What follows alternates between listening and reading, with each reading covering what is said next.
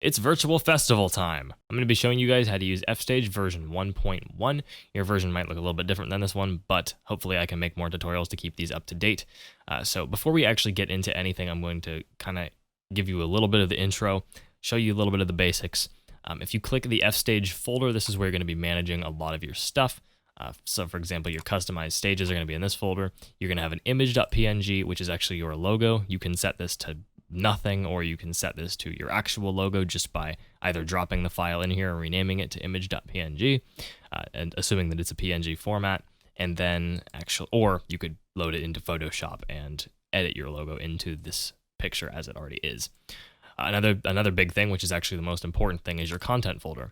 So the movies folder is where your video is going to actually go.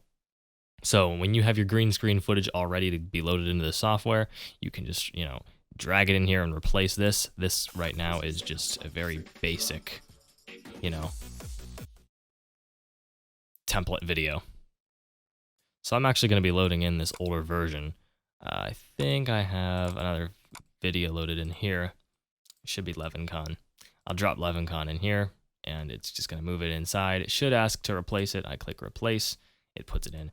And now we have LevinCon ripping his shirt off, and we're going to be working with that, and I'll show you how to actually get that loaded in.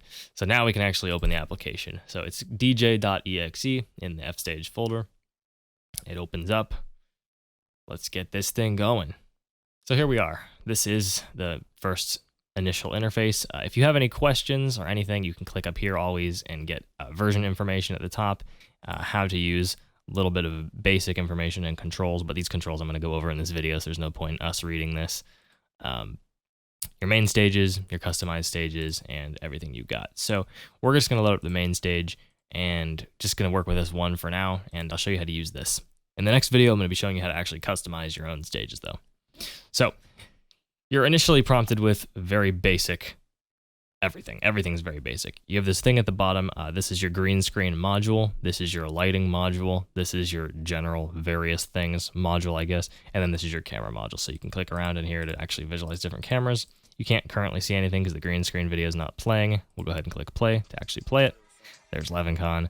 I will pause the video and we can actually start picking out our green screen settings, as long as there's actually light on the show. So the best way that I do this, I just press F on the keyboard, and pressing F on the keyboard gives us access to this beautiful looking little movement-free camera.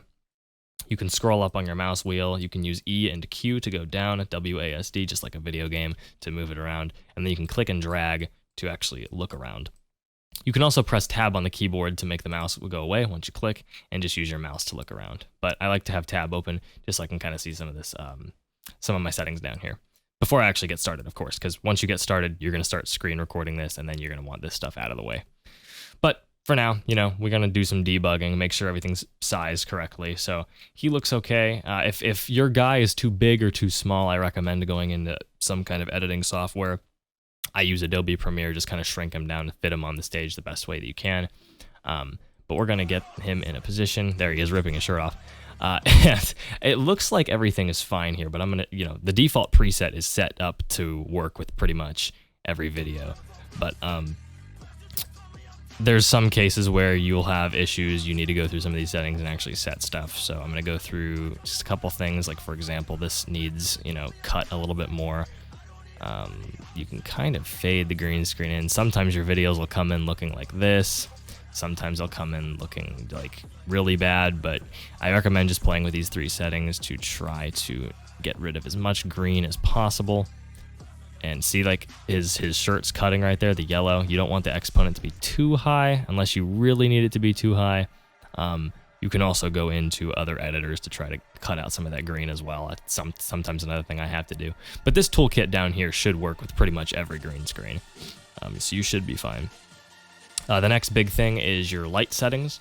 So as I move around here, you can actually press L on the keyboard to automatically change the lights, or you can set hues to preset settings, which I'm planning to actually allow users to set these by hitting the Z key, the X key, the C key, the V key, the B key, N, or M.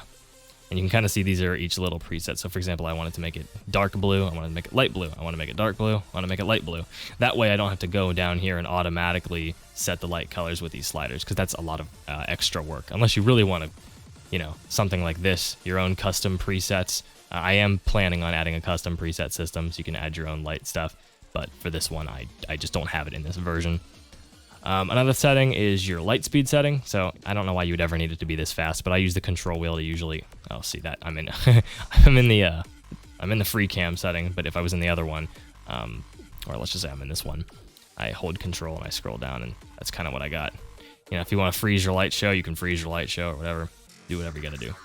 Another setting you have is the crowd size setting. I recommend not doing this in the middle of a show. I recommend doing this beforehand, depending on what your graphics card can support. I'm just going to turn my show all the way up to, I think it's 1,000 is the max. So there's the maximum amount of people. Or you can go to what I call realistic mode and set your setting down to extremely low volumes, which is typically what it looks like when I am playing music. Actually, even this, there you go. That's probably more realistic to what I'm used to.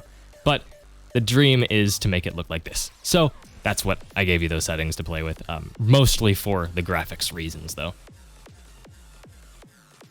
So now I press tab, I'm ready to start the show. I'm actually going to restart everything from everywhere where we got. I can press spacebar to pause, I can press spacebar to play, I can press R to actually relaunch everything, and of course you have your L for setting your light colors to random values, or you have your other buttons at the bottom of the keyboard for setting it to your own set values. The top, you actually have controls to the cameras. So from 1 to 6, I can control each camera. And then if I press F, then I have access to move my own camera around if I want to do my own stuff. I recommend keeping your speed down, which you can increase and decrease with your mouse wheel. And it looks pretty good. I mean, this looks like its own camera. It's got its own automatic smoothness, so you don't need to worry about being too harsh with the controls. It'll automatically try to smoothen it out, which is very nice.